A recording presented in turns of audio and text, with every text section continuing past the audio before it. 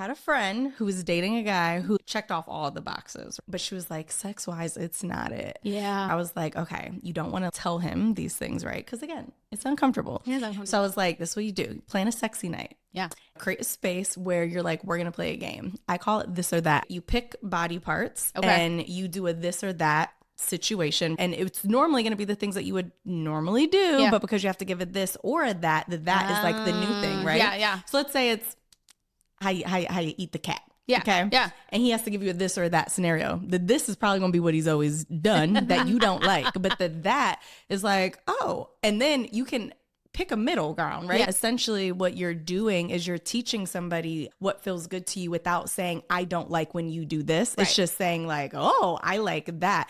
So then what it does is the individual going into the sex, you know, is like, okay, I know they like this, and this. So now you come in with that toolbox, you throwing out the tools, and now we're building a house, okay?